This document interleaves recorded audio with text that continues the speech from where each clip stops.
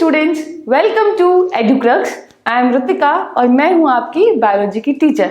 और यहाँ पे हम CUET का हम करने जा रहे हैं हमारा complete syllabus of our biology and we are targeting the syllabus for 2023।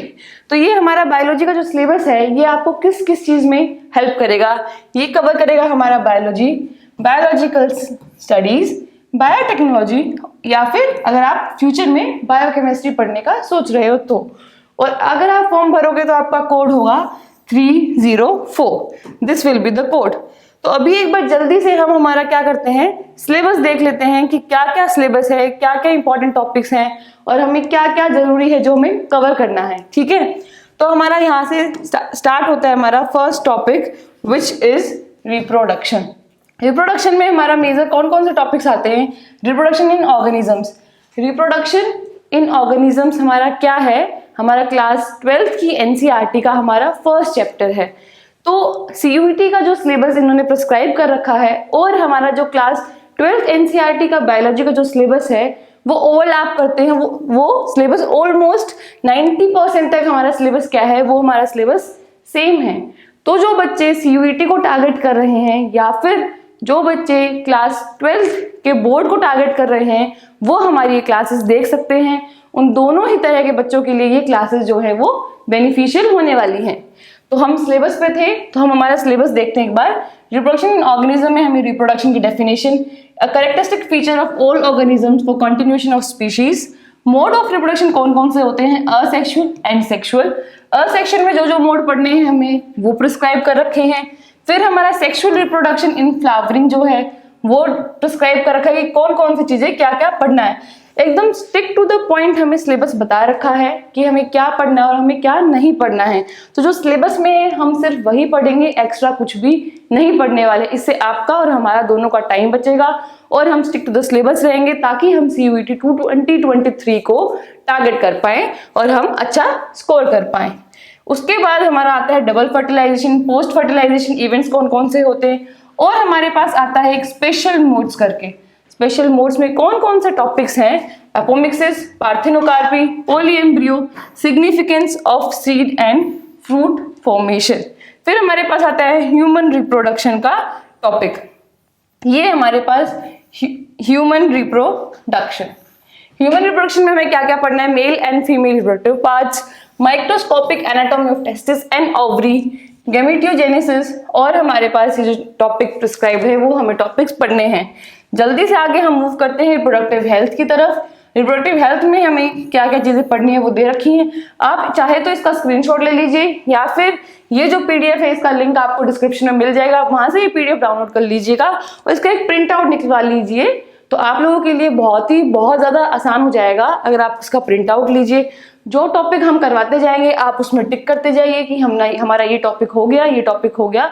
और आपको इसी के साथ साथ हम MCQs भी कराएंगे, टेस्ट भी होंगे, तो आपका इजी रिवीजन भी हो जाएगा।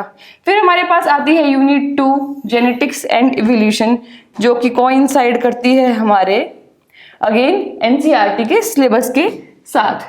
यूनिट 2 जेनेटिक्स एंड इवोल्यूशन, अगर आप इसमें देखेंगे कि आपके पास क्या क्या सिलेबस है तो हमारा एग्जैक्टली सेम सिलेबस है जो कि हमारा क्लास 12th NCERT में दे रखा है। ठीक है, जल्दी से एक बार पढ़ते हैं हम। Heredity and variation, Mendelian inheritance, deviations from Mendelism, कौन कौन से डेविएशंस हैं, incomplete dominance, codominance, multiple alleles and inheritance of blood groups भी हमें पढ़ना है। ठीक है, उसके बाद हमें सेक्स लिंक्ड इनहेरिटेंस पढ़नी है। क्रोमोसोमल डिसऑर्डर्स कौन कौन से होते हैं वो पढ़ने हैं। तो कौन कौन से क्रोमोसोमल डिसऑर्डर्स पढ़ेंगे हम, Down syndrome, Turner and Klinefelter syndromes. उसके बाद हम पढ़ेंगे मॉलिक्यूलर बेसिस ऑफ इनहेरिटेंस। उसके अलावा हम पढ़ेंगे मेजर टॉपिक हमारा है इवोल्यूशन में हम ये सारे टॉपिक्स हम कवर करने वाले हैं। ठीक है, उसके बाद हमारी आ जाती है थर्ड यूनिट है हमारी बायोलॉजी एंड ह्यूमन वेलफेयर। इसमें हम जो डिजीज हैं वो सारी हम कवर करने वाले हैं।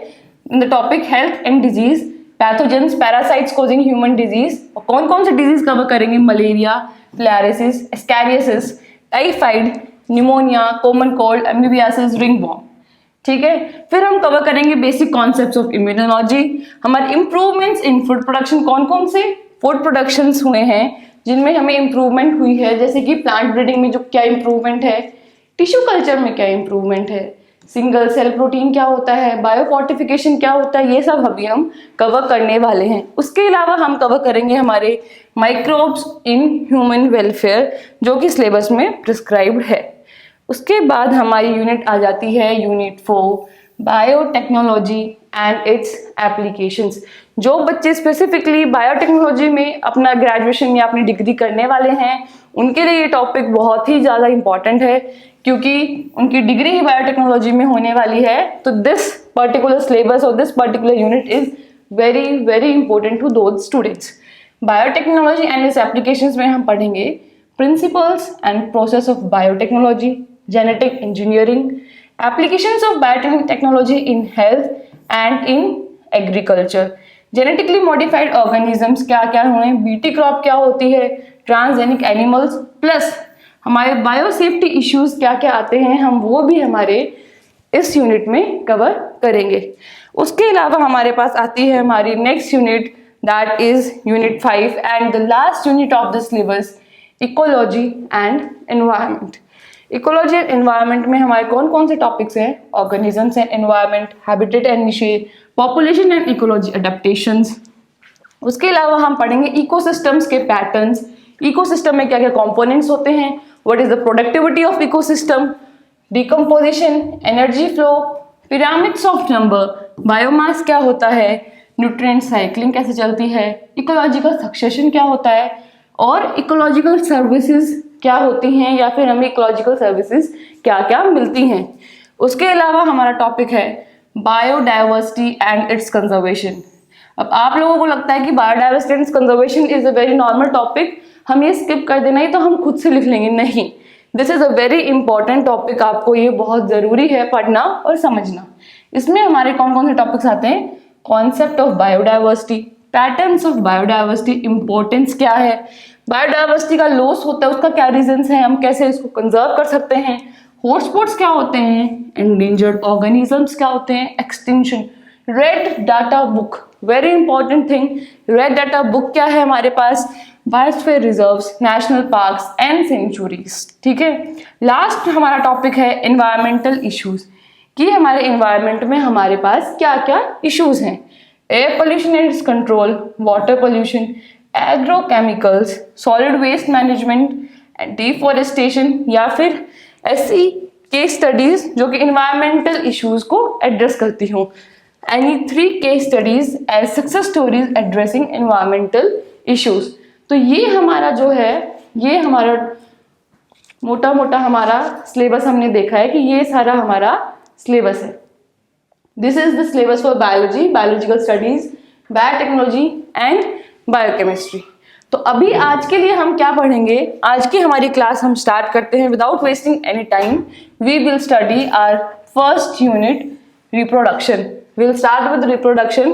और आज हम पढ़ेंगे रिप्रोडक्शन क्या होता है, रिप्रोडक्शन की डेफिनेशन क्या है, हमारा मोड्स ऑफ रिप्रोडक्शन जो असेक्सुअल मोड है, असेक्सुअल मोड में आज हम कंप्लीट करेंगे हमारे 2 modes, first is binary fission and second is sporulation. These 2 modes we are going to cover today in our class.